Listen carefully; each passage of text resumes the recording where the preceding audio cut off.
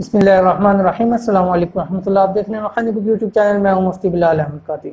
गुज़िश्ता तकरीबन ईद उल अज़हा से पहले मेरे पास एक बहन आई और उनका मसला था कि वो कहती हैं कि हमारे घर में हर वक्त लड़ाई झगड़ा रहता है, आपस में एक दूसरे की बात को बर्दाश्त नहीं करते और बहुत सारे मसाइल हैं। हर वक्त घर के अंदर लड़ाई लगी रहती है, बहन भाई आपस में लड़ते हैं, घर वाले आपस में एक दूसरे का कहने का उनका मकसद ये था कि हर किसी का किबला अपना है। तो मैं बहुत परेशान हुई, इस हवाले से कोई मुझे आप इनायत फरमाए। तो मैंने उनके साथ एक वजीफ़ा शेयर किया। अभी कुछ दिन पहले वो मेरे पास आई तो कहने लगी कि मुफ्ती साहब जब से वजीफ़ा शुरू किया अल्हम्दुलिल्लाह घर में बड़ा सुकून है और साफ सुकून नज़र आ रहा है। तो मैंने सोचा क्यों ना ये मैं अपने बाकी व्यूवर्स के साथ भी इसको शेयर कर दूं, क्योंकि और भी बहुत सारे घरों के हवाले से ऐसे मसाइल हैं, तो ताकि उनके घर के अंदर भी अगर खुदा न खासा लड़ाई झगड़े हैं, बेबरकतियाँ हैं, आपस में एक दूसरे की बात को सुन नहीं सकते, तो उनको भी फ़ायदा हो। तो इस वीडियो के अंदर वो वजीफ़ा आपने बताएंगे आपको, आपने वीडियो को मुकम्मल देखना है।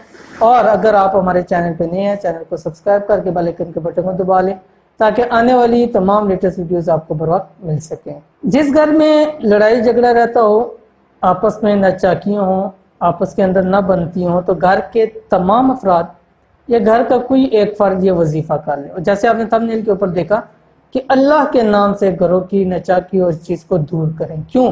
इसलिए कि घरों के अंदर जितने मसाइल होते हैं ये शयातीन उन चीज़ों की वजह से होते हैं। बाज़ दफ़ा कोई तावीज़ात के भी मसाइल होते हैं, तो जहाँ अल्लाह का नाम लिया जाता है वहाँ ये शैतानी अमल ये चीज़ें वहाँ से हट जाती हैं, दूर चली जाती हैं।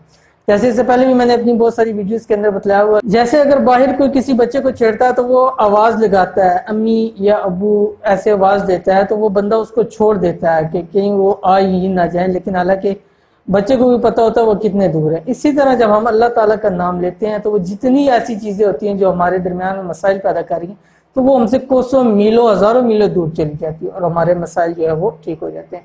तो अल्लाह के नामों से इंशाअल्लाह लज़ीज़ घरों में हमारी बरकत होगी।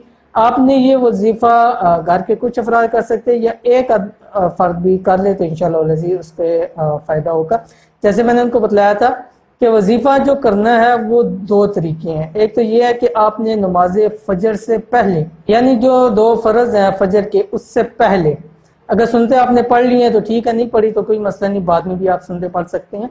तो आपने ये अल्फाज पढ़ने हैं अल्लाह ताला के नाम के, या हलीम या करीम या अल्लाहु या अल्लाहु या अल्लाहु। ये अल्फाज आपने 111 मरतबा पढ़ने हैं। कैसे पढ़ने हम देखें, या हलीम या करीम या अल्लाहु या अल्लाहु या अल्लाह, ये एक दफ़ा हो गया।